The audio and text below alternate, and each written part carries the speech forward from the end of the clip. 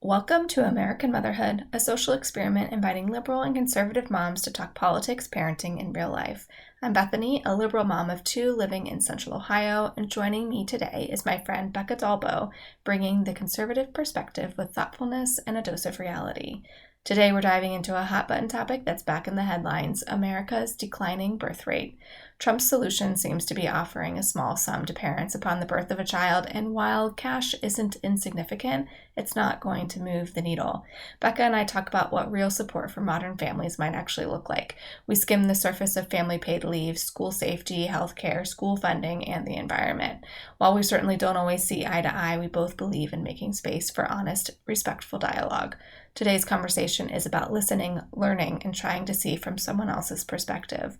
I hope it will spark a lot of questions, and I'm eager to engage in those deeper conversations with you and our community. If you'd like to join us in a future episode, email AmericanMotherhood@gmail.com to nominate yourself or a friend. And if you like what you hear, share American Motherhood with someone else who is tired of simply scrolling through the chaos and instead wants to start making change. Grab your coffee, we jump right into the realities of the housing market.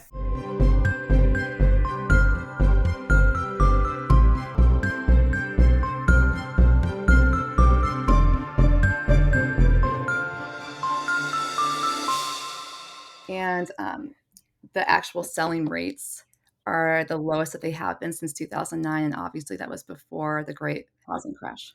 Yeah. So I do think that's a really negative sign, and there are elements of that that are looming, and it's not that's not really conducive. So to your point, 20, 30 years ago with choosing a school district, that's great, but there are a lot of factors at play at this point in time when you're looking at real estate, selling and buying.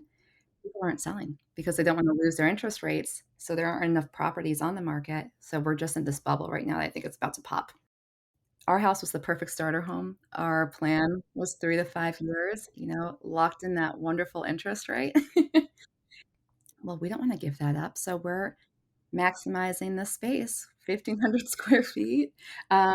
We've done a lot to the house, but 3 to 5-year plan here is quickly becoming, maybe 5 to 7, 5 to 8, like, we'll gauge it, but it's not a conducive market right now. Yeah.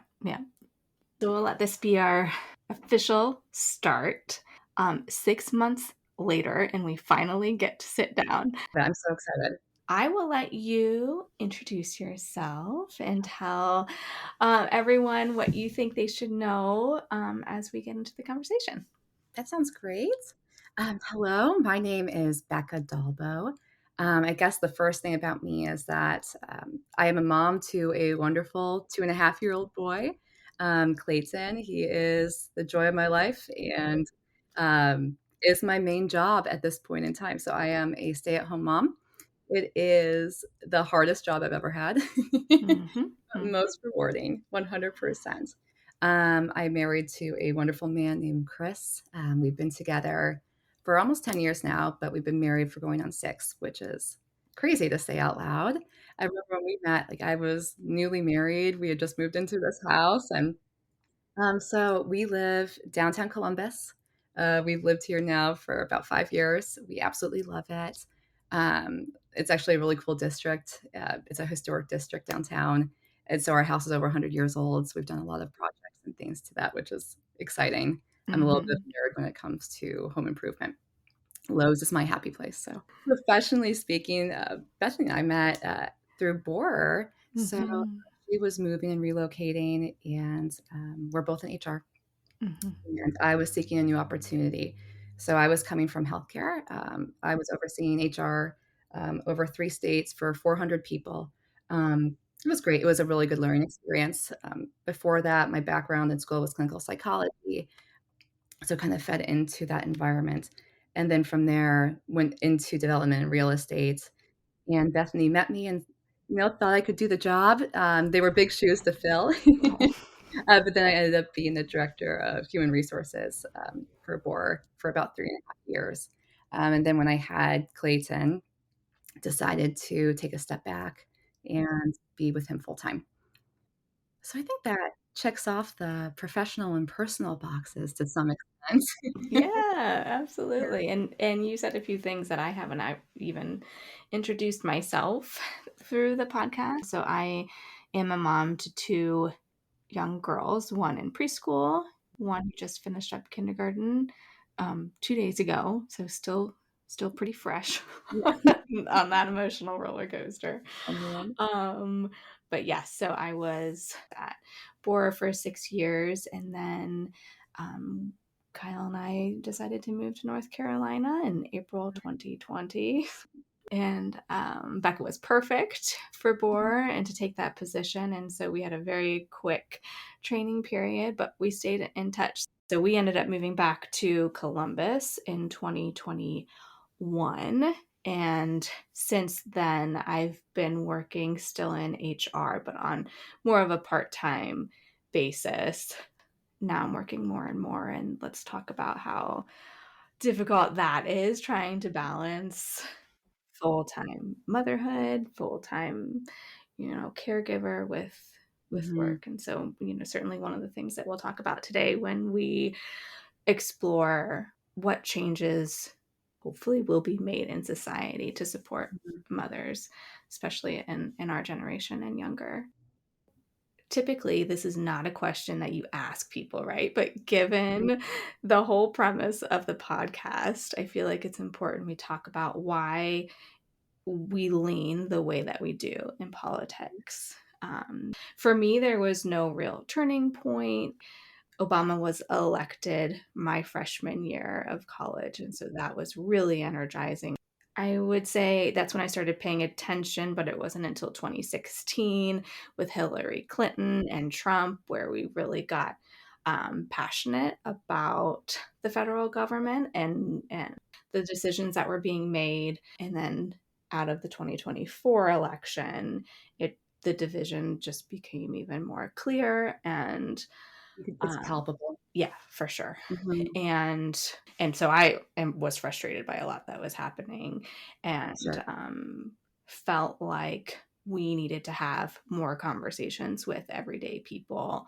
Mhm. Um, and also realize that local government is where it all starts, right? And state politics. And actually, a lot of what's happening on the federal level is parallel with what's happening in Ohio. And so I decided that I'm going to jump in and start learning more about Ohio and government at a state level. And so here we are. And so I'm bringing everybody along with me. I love it. I think it's so important, and that's what did I say a few years back? I said, "I would love to wake up in the morning and not be concerned with who the president is. Yes. I don't want to know." That's how it was supposed to be established. I mean, yes, know who the leader in chief is of your country, of course, but the whole goal was to be focused on state politics. So you actually have a voice, you have a say. That's how the whole entire system is structured. So I think it was always frustrating to me to see this heavy, heavy focus on the federal government when you could really make a lot of change and difference and have a greater impact at your state and local levels. Many people don't know who the representatives are, who their senators are, how the legislator works, what bills are in place, even special elections, the turnout is poor. Which I would love to see that change. I would love to see more of a grassroots effort to see individuals that are, neighbors be more involved with those issues. Yeah, for sure. I would say my trajectory in politics was pretty straightforward. I was never, on one end of the spectrum or another. Growing up, I think foundationally speaking, both my parents were more conservative. My dad was a pastor, so and I think through that religious lens, naturally made me lean towards the right, um, just in general. When I went to college, that was actually reinforced in a greater way because I went to Franciscan, which is a very, conservative school. So unlike a lot of my peers who graduated and became very, very, liberal, Mhm. from different state or local colleges, I actually graduated and became even more conservative, Sure. um, to the point where even some of those views I held then, I don't necessarily hold today. I'm I would probably classify myself as more of a moderate conservative. I don't wanna say socially liberal and fiscally conservative because I think that's overused and it's not necessarily true. Yeah, Um, I would say I definitely lean more right, but more moderate right. that's great. Okay, so with that said, how do Yeah. you feel about the current state of America? Yeah, it's a mixed bag. Um, I mean, I guess I'll just be very forthcoming. I did not always vote for Donald Trump. Um, when he ran in 2016, I actually voted for, do you remember Gary Johnson? So I had a little bit of a, I don't think any vote is a throwaway vote. Um, Yeah. but just the way our system is designed, it's really one of two options. I voted for the Libertarian in that election. I don't recall liking either party's candidate. So that's what I did. And I really, like you, right around like when I graduated college, that's when I started to dive into politics a lot more. And so that was, I think that was probably in alignment with where I stood at that time. Um, 2020, I did vote for Trump. That election, I bit my tongue and did it. I didn't want to. I did not support him in the primaries, but I felt like I didn't have a choice just based on my values. And then this past election, surprising to even myself, I voted for him with confidence, and I was very happy he won. And there were a lot of reasons for that. And I Mhm. want to start by saying don't look for, I don't seek my morals out in politicians. Do I Mm. think it's great to have a morally sound politician? Yes, I do. Um, However, that's their perspective and what they're pursuing. It's really none of my business. Going back to more of the local politics, those conversations mean more to me. But having said that, is his character resound and wonderful? No, no. That's not why I voted for him. I There were reasons, specifically the border crisis, and I don't think I'm alone on that front, and the economy were the 2 main reasons that I did it this time. And and you'll probably disagree with this, which is completely fine, but it did feel like a political, persecution that was taking place, and I'm not the only one that felt that on the right side of the aisle, and it seemed like everything that he said or did was vilified or brought to court, and it was horrendous. And then after the 2 assassination attempts, he's the how do I best say this? I think Trump is the result of a lot of maybe built up resentment that's been taking place on the right for many years. And I would also say the media, typically speaking, or used to, really lean left. So those were a lot of the voices that you'd constantly hear for years and years. And he kind of brought a voice to a lot of the issues Americans were feeling on that side of the aisle, but weren't really feeling heard. Um, Mhm. so I guess those are some of the main reasons, why I view the world with the perspective that I have, and why I actually voted for him this time around. I really appreciate that lens and that perspective. To your point on the economy and the border crisis and the way that the Democratic Party handled the election, I was not at all surprised when Trump won. Me neither. Um, I was disappointed because I would have voted Democrat regardless. Yeah, yeah. I think it's really important to not vilify or condemn somebody else that Right. might have a different worldview or perspective. I think the fringe sides of that spectrum, of the political spectrum, are loud and do that. Hmm. The majority of people that I've come across, I have friends on that hold all different types of perspectives, are fine to have conversations. If you just respect the other person and realize that usually you want the same ends to these means, but you might pursue it in a different way. Once you kind of reframe your mindset, I think it's important to have these conversations, and a lot of good can come from them. Right. Mhm. I don't know the answer to everything, but I want to learn, and the only way to learn is to engage in the conversation. But yeah, so no, I am so appreciative that you are here and willing and able to take part. I think it's a really important step for society that we see more of this. Mhm. We want what's best for our kids, and that's my goal at the end of the day is to make sure this world is a safer and better place for Clayton to grow up in. But the founding principles I really believe need to remain. This is one of the most prosperous, wonderful countries to live in on earth. Yes, we have our issues. Yes, we're experiencing growing pains, but there's nowhere else like it. And I want to preserve as much of that as possible. Oh, I do have a question. What do you think of Joe Biden's declining health? And I'm curious to get your perspective on that debate with him and Trump. Hindsight's always 2020, right? Right. But it's very clear Joe Biden should never have been in the race. But it's very disappointing. It's very frustrating. The decisions that were or were not made when his health was clearly declining. He has served the country for so long and has done so many great things. You know, it could be argued it was just really difficult for him to step away, Mhm. but he should have a while ago. Yeah. And obviously sad to hear about the cancer diagnosis. Awful. That's human to acknowledge. Like, anyone that's suffering from that, you you can disagree with their politics, but I lift them up. I think about them. I pray because you don't want to see anything like that transpire. No matter what, I didn't vote for him. I don't like him. Yeah. Well, and then that's a whole separate conversation too. Like, let's talk Mhm. about the last candidate we actually did. Like, it's been a while. Yeah, that's such a great point, Bethany, because I think that really speaks to where we're at as a country. Nobody that I spoke to liked the two options available. I, I don't have family members that were storming the Capitol. You don't have anybody, I'm sure, that, is a part of Antifa. Everyone, for the most part, has very moderate views. And we're not selecting candidates that reflect those. I don't know if it's a system issue or it's just, I don't, I don't know enough about that to really speak to it. But it is frustrating. So all of a sudden you have to hold on or be grouped with these political ideologies. You're in this camp or you're in this camp.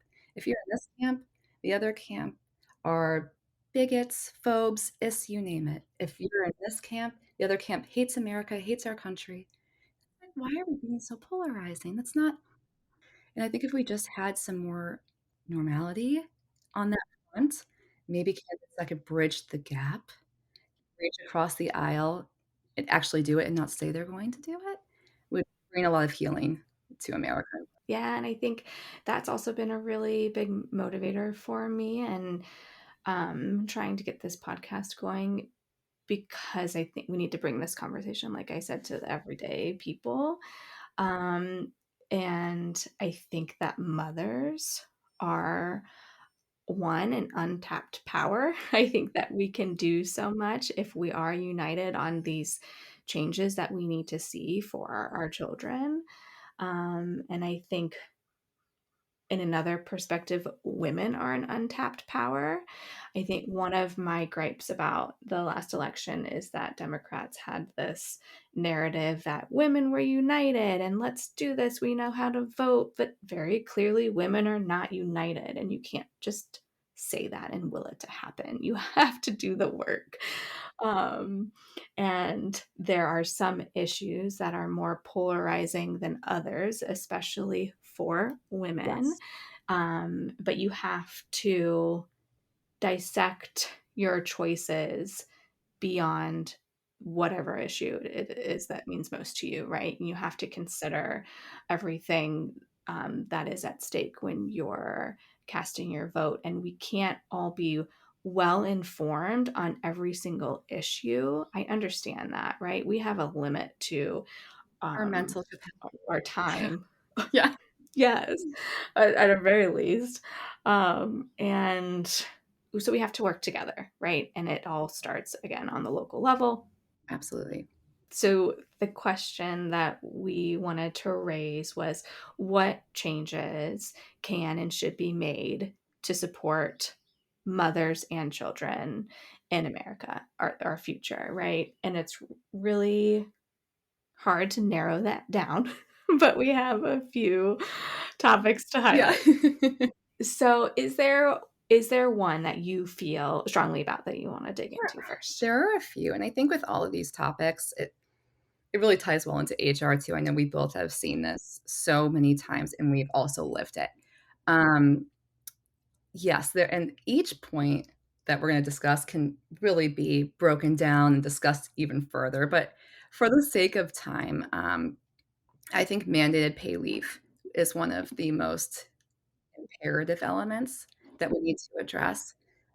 No woman should have to go without pay for a certain amount of time or lose their job, um, after giving birth and, adding an addition to their family. I think that's cruel. Um, FMLA, as you know, is simply job protection for 12 weeks. Um, I don't know about you, but when I was 12 weeks postpartum, I was not ready, mentally and also physically, to really be back at work. It was just a necessity. Um, I think every woman is also different on this front. Um, for me, it was really, really challenging. I've known women in my life that were ready to jump right back in, and Godspeed, I think that's great. But I think we owe it to moms to give them the option to spend more time at home with their child without, 1, having to worry about losing their job and everything they worked for, and 2, going into debt or going into financial hardship because of that choice. Um, we have to support working moms. We have to support moms in general. Now, the flip side of that coin, when we're talking about paternity leave, I don't believe it needs to be as long. Um, I think it's helpful for maybe 4 weeks or so, but after that, in my opinion, I don't think that's where we need to focus our attention.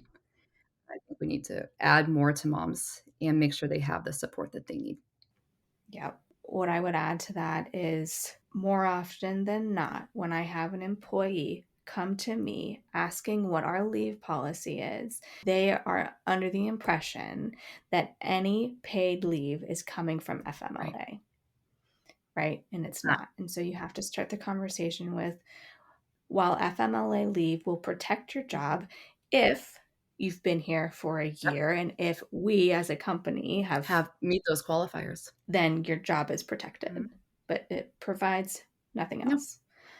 And I should say it's not your specific job, it is a job of equal pay and Yeah, substance. you Right. could come back and return to a new role. It might be similar Right. in functionality, but it might not Yep. be the exact same role that you had to begin with, depending on the organization's needs. Right. Absolutely. And so that is generally the first conversation you have when a woman comes to you and says, "Hey, I'm pregnant. Yay." And then you kind You of have have to. to, it's always painful for me because I'm like, oh, okay, wonderful. Congratulations. Let's talk about Yeah. reality and what this actually looks like. Um, I'm blessed, to companies that I work for, we do offer a portion of paid leave. It's not up to the 12 weeks. And so there's Right. that second conversation. And then they walk away usually saying, okay, well, let me think about what my family needs and when I need to come back to work. Yeah. Um, I've been fortunate too, yeah. but at least there has been paid leave in Right. some respects, Right. which does help. But I think the broader conversation is how can we better support moms from, again, a local level would be a great start. I am a huge advocate for that, but I think this is also a broader conversation, federally speaking too. Right. To get back to your point on leave for fathers too, and how mothers can feel differently about returning to work at different Mhm. times. I think that it's also a conversation about primary parents. Yeah, I was gonna say caregiver versus provider in a fiscal sense. Yes, because I was somebody with Eliza, I went back to work at 8 weeks on a part time basis. Mhm. So that gave me an extended leave, right? Right. I could do that for 2 months. I would not do that again, and I would not have done that for my second if I was working at the time. And I certainly encourage everyone to take all leave available to them if they can. Absolutely. There's nothing like dropping off. I still remember the day I dropped off Clayton, and he was 9 weeks old, and, oh my gosh, it gets me choked up even to this day because that's not even remove the religious element, whatever. biologically speaking, that just pulls at your heartstrings. You're not supposed to separate from your newborn baby that soon. And I know you had this too. I would be pumping in back rooms and just, ah, like, it was a really challenging time. It was a very challenging time, and my heart goes out to moms that experienced that too. In the beginning, you have this newborn, and yes, it does. It's so difficult to walk away and to leave them with somebody else, whether that is if you're fortunate enough to have family taking care of them or if it's somebody else that you're trusting. But it really doesn't get any easier. And for me, it actually got harder as I got Oh, older. really? And even still, with a 4-year old and a Mhm. soon to be 7-year old, it you drop them off at school Uh, and I'm now keep in mind I'm an anxious person. Okay, so I will put that out there, right? So I do think about the possibilities of what could happen. I think to some extent that's the responsible thing to do, but I know that I am an anxious person. But on a bad morning, you feel guilty dropping them off at school, and then you're having these thoughts like, oh, I hope they're safe today. I hope they're, right. you know, kind to others and others are kind to them. And nothing even more egregious than that is going to happen. And you're like, okay, I'll see you at 5 or 5:30. We'll eat dinner, put you to bed, and then we start Yeah, the and day repeat. over. Mhm. And that's not just, I don't mean to claim that that's just mothers. I think that's difficult for fathers too. And a Sure. different, Yeah, I think it's a different perspective, but still, if you want to value your family, it's just really difficult to do yeah, it in is. today's society, Mhm. regardless. Yeah, Um, absolutely. Granted, when Clayton gets older, he will also be attending school because Yeah. he does not need me as a homeschool mom. Yeah. Poor kid, if I had to teach him math, he'd be he would not be set up for success, but Yeah. I do think, yeah, those are really great points, and it's so challenging, and that mom guilt is a real thing, Mhm. but your daughters are beautiful, they love you so much, Mm. and Mm. yeah, that's just reality Yeah. at this point in time. Mhm. Yeah. I Yeah. appreciate that you brought up the school safety element too, and I don't think that's just anxiety talking. Clayton starts pre-K in August, and one of the first questions I had was what security measures are in place at the school. And yeah, I'm so upset that that is part of our reality. Mhm. And I think this issue is complicated because of the solution that it would require. Mhm. And it's a balancing act of maintaining or following the Constitution and making sure that our most vulnerable and precious individuals of society Mhm. are safe. Uh, Mhm. there are more firearms in the United States than there are people. Mm. So Mhm.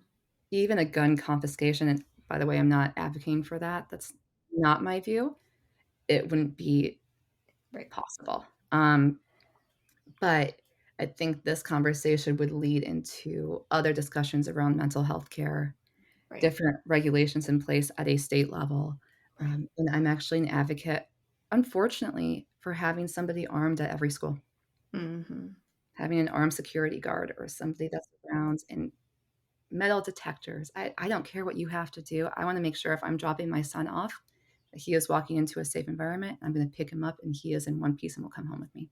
Right. No, I hear that, and I know that it's really difficult to think through all the necessary steps to take us back to a time when, and I don't think that we will ever be able to go back to a time where it's not a prevalent concern.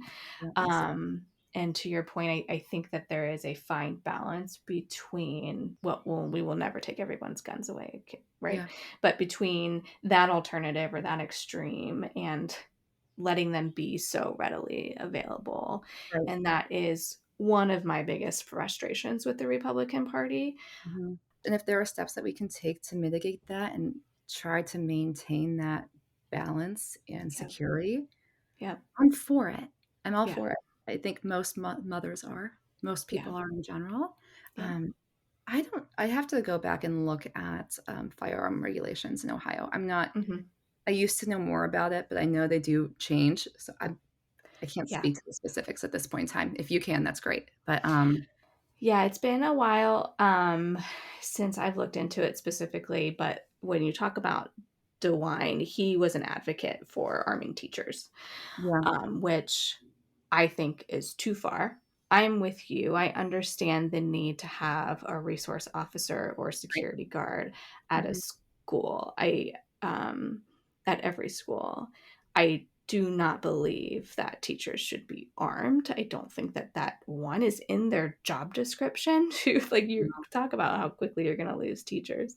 Right. Um, and even if you have a teacher who feels comfortable, they think that they feel comfortable with that responsibility, and yeah, maybe they are comfortable with a gun, but have they ever been in a position where there is an armed person coming through shooting at their students and what they I know. think that they know what they would respond with? No, they haven't. And I think that that is just a separate disaster waiting to happen. I do too. I'm in complete agreement with you. I don't think arming teachers is the solution. But I do think having an armed resource officer or security guard Yeah. at every single school Yeah. is regrettably where we're at today. Right. A sad reality. And in some cases, that one is not even enough. Is not enough. Right. Right. No.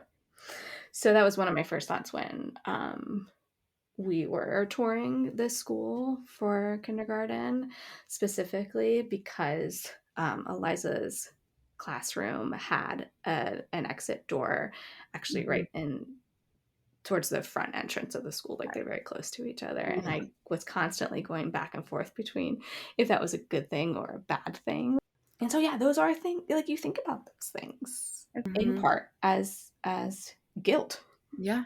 And Yeah. not just fear, not just concern, but guilt. I know. It's my job to keep my child safe, and I'm dropping them off in an environment where I'm losing that control and oversight. Mhm. Mhm. And that's scary. It is scary, Mhm. and it's sad that that's our reality, but I don't think that's anxiety talking. I think it's just being honest with the state of things today. Yeah. Um, yeah, And I do think so, like, most immediately, what can we do about that, right? So, right now in Trump's big, beautiful bill, um, there's a provision that is something to do with gun silencers. I don't know the technicalities, but the end result would be that gun silencers are more prevalent. And it's not connected to the budget in any way, but yet they put it on there because they want to sneak it through. So most immediately, we have to call. You have to make your voices heard to say this is ridiculous. yeah. The bills, that's a whole other conversation too, but it's out of control. Yeah. The spending is out of control, one, again, Yeah. completely different conversation. We can take this in so many directions. The fact that bills being passed through the House and Congress are thousands of pages is asinine. I mean, I think this is something that everyone can get behind. Right. They're big pork sandwiches. If you're trying to pass a bill, I'm an advocate for making it 3 pages. Front and back, typical standard formatting. That's it. Everyone should be able to read it. Everyone should know exactly what's in it, and you vote on that. I mean, Right. yes, I know that's not how the sausage gets made. I know everybody has different districts they're representing, different voices heard, and it's a game. I understand. Mhm. But it's really frustrating when you're talking about a tax bill to hear that there is a provision in there about gun silencers. What? Mhm. Mhm. And just they kind of slide it in, and that's both Yeah. parties. But in terms of this conversation, that's Yeah. yeah, that's disappointing to hear. I wasn't aware that that was added or included in that. Yeah. Honestly, spending is just out of control too, and this is Yeah. in both parties, by the way. Um, I am more of a fiscal hawk, and we can't keep spending at this rate. That bubble is absolutely going to pop, and it Right. we might not see it, but our kids will, and their Oh, kids will. yeah. And it will be devastating. I mean, but nobody's willing to address what needs to be done to adjust and fix that. Right. Um, it's, I guess, for me personally, it's a very frustrating thing to see when the deficit keeps increasing, increasing, increasing by trillions of dollars. Modern monetary theory is not applicable. I mean, Mhm. reality exists. You can't keep spending. Countries aren't going to buy our debt. I'm sorry. Okay, we're just. No, I love it. Reality exists. It's a good reminder. Reality does exist, Yeah, and we could still help one another. We could right. still have some semblance of a social security net while being fiscally responsible, and no one from either party is doing that. Right. Right. And I think it's, yeah, to your point, everyone is guilty of trying to create legislation and make change in a vacuum, right? And Right. based in part on hypotheticals and not always acknowledging the reality of things. Yeah. And so it goes back to that debate between, do we want government more involved or less involved, Mhm. and right, the pros and cons of state government and federal government, and really the heart of Right. multiple parties and Right. the Democrat and Republican parties. But let's talk about healthcare. Yeah.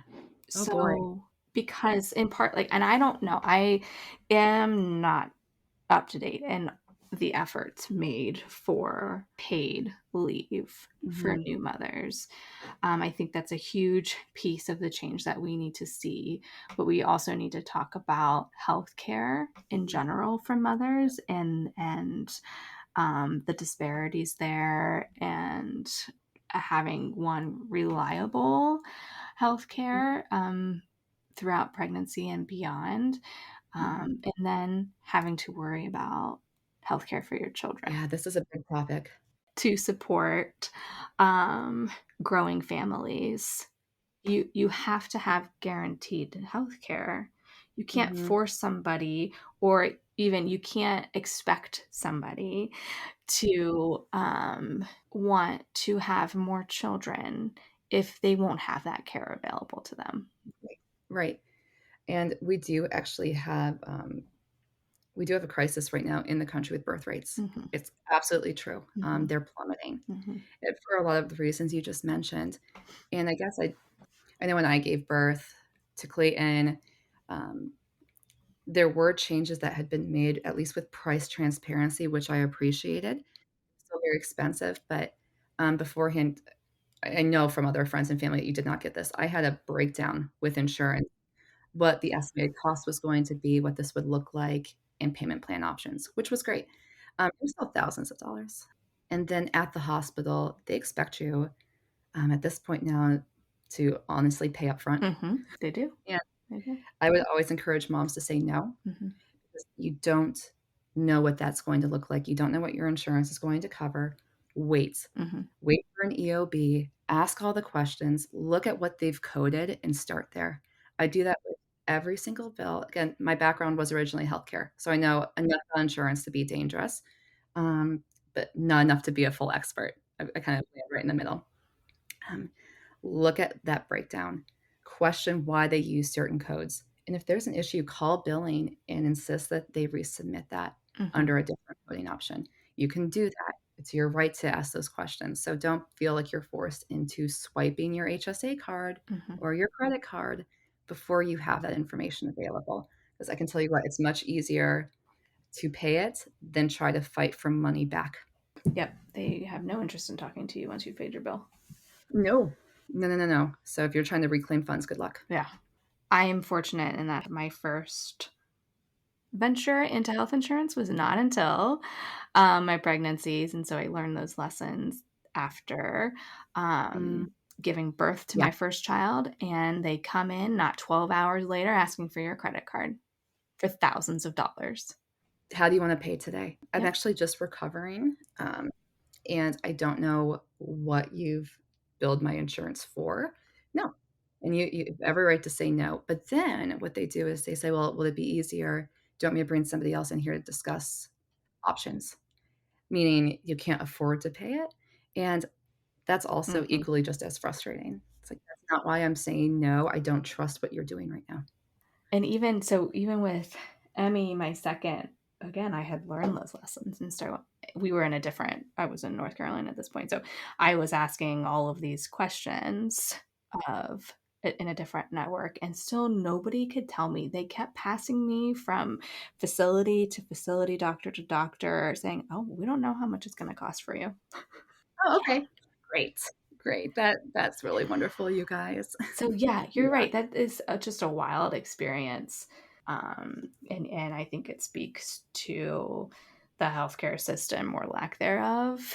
We spend more on health insurance per individual than any other developed country, and we have worse health outcomes. So, talk about money mismanagement. So, I've warmed up to the idea, and I never thought I would say this, of universal healthcare in some respects without getting rid of private insurance. I more lean on opening up healthcare to the free market. This is not capitalism. This is crony capitalism led by a few insurance agencies. Um, it's really awful to see. I think if there was more competition, now that you're going to tie this back into employers too, right? Would be very beneficial. I think prices would go down because you'd be competing for customers, just like anything else. Right now, there's a monopoly, and it's horrendous. I mean, you've seen renewal rates when you're pricing out insurance as an employer. It's awful. And even if an employer is able to contribute 50 to 60% of the employee's premium, it's still hundreds, if Hmm. not thousands of dollars. Another rabbit hole, but, the system in broad strokes absolutely needs to be updated and changed. I think with the money mismanagement we have going on right now, there are things that we could do if we were to rectify that, to apply towards a more universal or even transparent system with lower. I know a lot of hospitals now are being more transparent with their pricing and listing what each service will cost, so you're not surprised, which I think is Hmm. a great step. Um, I also don't believe that anybody should go into debt because of a medical emergency. I think that is just that's kind. That's a caring perspective to have. God forbid you have a family member that has cancer and they have to get their treatments, but they can't afford to pay it, and so they're thousands and thousands of dollars in debt. It's one of the leading causes of bankruptcy in America is Hmm. medical debt. May I ask, what are your worries about having universal healthcare? The Yeah. cost. I'm gonna bring it right back to our debt. Um, so one, it's being so mismanaged right now in general, so I do think there are funds available that could be reallocated. Having said that, not to the extent with the number of individuals Hmm. that we have in this country. I believe if we were to adopt a universal healthcare system, let's say like Canada or, Hmm. Sweden is a little bit different, but we can go into that later. Um, you'd have to raise the tax rate for the middle class, full stop. You're not going to get what you need by taxing the rich or the top 1%. We have too many individuals in this country. So I think you'd have to be honest about that approach in terms of paying for it. You're going to have to move that top tax bracket to anyone probably making $50,000 or $60,000, which is significant. Um, now, you'd also have to immediately secure your borders. You can't have a system that is paying for healthcare for your citizens and not know who your citizens are or how many are here. That is just again, I'm gonna go back to the word reality. Absolutely. Um, see, this also ties into ensuring that we have a fair and legal immigration system too. You have to know who's here. It's imperative. So that again, I think that's reality on the ground. Now on the other side of that coin, do I think no one should have to worry about getting the healthcare that they need, full stop. And I think we share that ideology. It's just how we get there that, we might differentiate on. Hmm. No, and I think that that's a great perspective too. Absolutely, taxes would have to increase. I think we have to balance that with talking about how much we are paying as individuals for our health insurance now, right? Obviously, Mhm. the funds would be funneled in a different way. We are already spending so much money on healthcare, like premiums alone by themselves, just to have it available.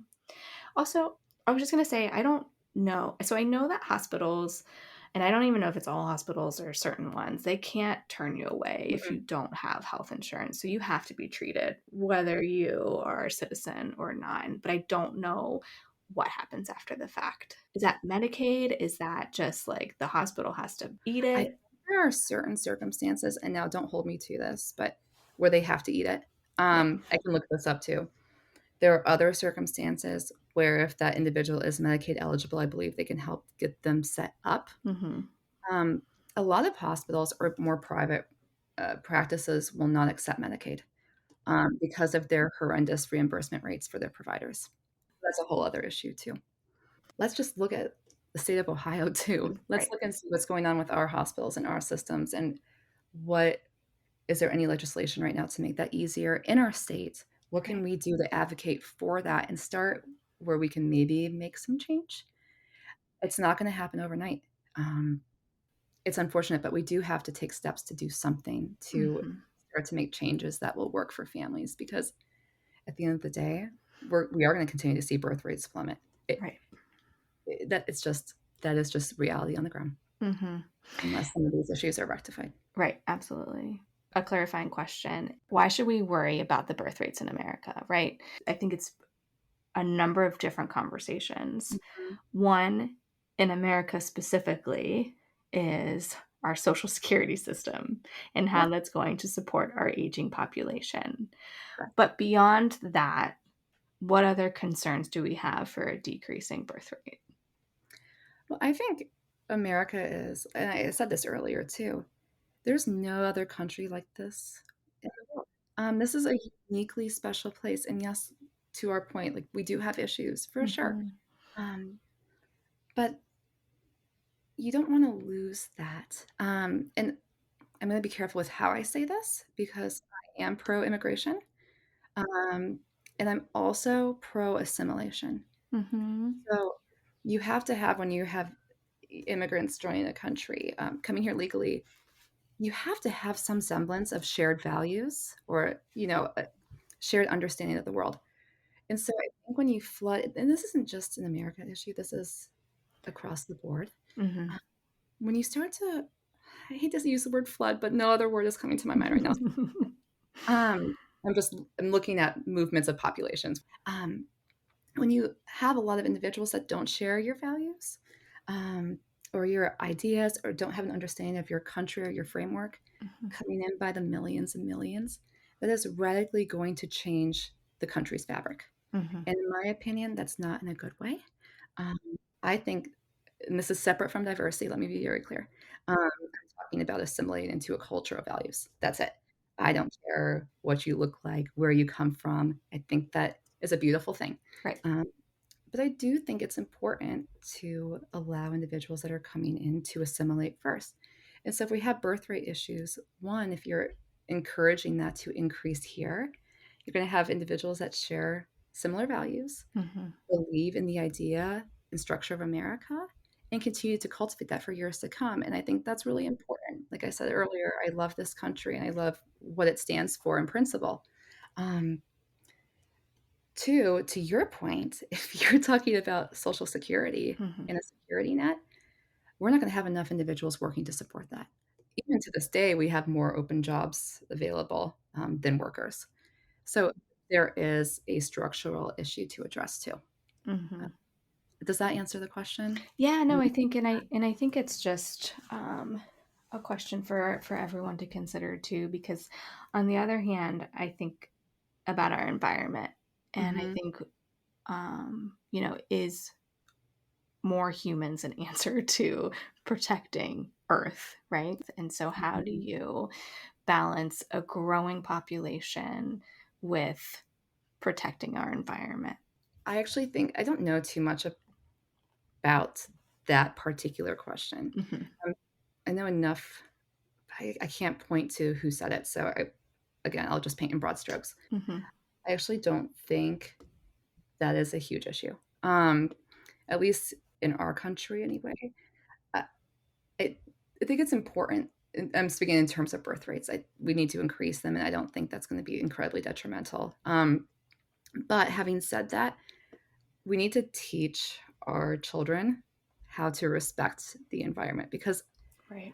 when I was growing up, I was taught that, of course, but we also need them to be aware of the ramifications of not doing so and what's Hmm. been transpiring and how that has just naturally been changing our climate. Hmm. And I don't think you can restructure society in order to protect that. But I do think there are things that you can do as a country to help rectify, I guess, the consequences of some of those actions. Mm-hmm. It's a really, again, like I said earlier, I feel like I can't speak to this topic very well, just in an effort of transparency. Um, but there are things that you can do to mitigate the effects of this, um, even in terms of like environmental structuring, like different things that you could build in states that are on the water. We are very innovative as a Mm-hmm. human, but we also have to be conscientious of what's transpiring and make sure we're teaching our children to respect where they live, respect the environment. And I think you could still do that while having many babies, and it could Mm-hmm. be Mm-hmm. my maybe that is an ignorant statement, but I will stick with that right now until I learn a little bit more. Right. No, and just for clarity, like I Yeah, also would well, I hate to see our population decline, right? I think that's yeah, indicative of so many issues. of where we are. Yeah, and I think you have to do what you can to make your little piece of the world a better place. So Right. I would, even on a granular level, speak to our yard. Again, we live in an area that's under a lot of change. It's Mm-hmm. um, over the first 3 or 4 years, all we found was debris in the yard, glass, Mm-hmm. plastic, nails that would just continue to be brought to the surface after years and years of neglect. And so we really spent so much time cleaning that up. This is our little slice that we can control, right? We compost, we garden, um, we recycle, we do things that we hopefully can do to make a difference that we have control over. And I think that's what we've encouraged Clayton to do and others around us to do too, just by our actions. And I think if everyone just tried to be a little bit better in that capacity, we'd see a lot of change. Mm-hmm. Mm-hmm. So let's talk about private school vouchers. So all of politics is just a campaign, right?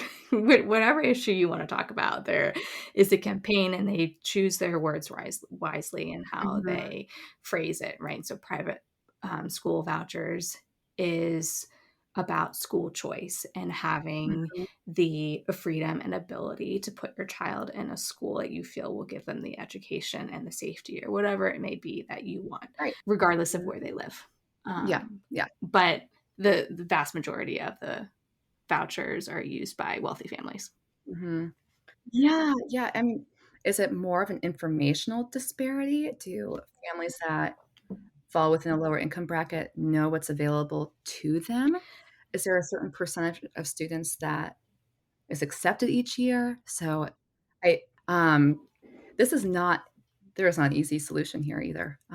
This is this is difficult. And before we really were rolling, we were discussing this, and I kind of used us as an example. Mm-hmm. Where my husband and I live, we fall within Columbus City School District. And unfortunately, that is not where we want to send our son, and that's not where we're going to send him, based on just the vast, vast mismanagement of funds, um, a lot of violence, a lot of issues with school systems. It would not be a conducive environment for Clayton. I feel fortunate to be able to make that decision and say no, but I know a lot of other people cannot.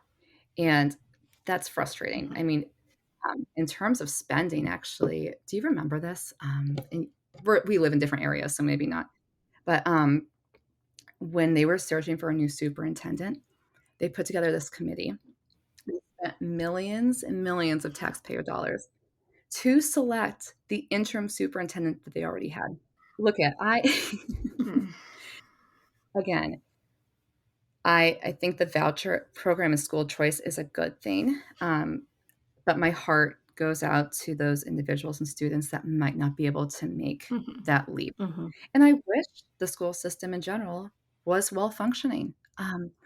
I just don't know if funding is the answer to that problem. Um, it sounds like there's just a lot of mismanagement of funds.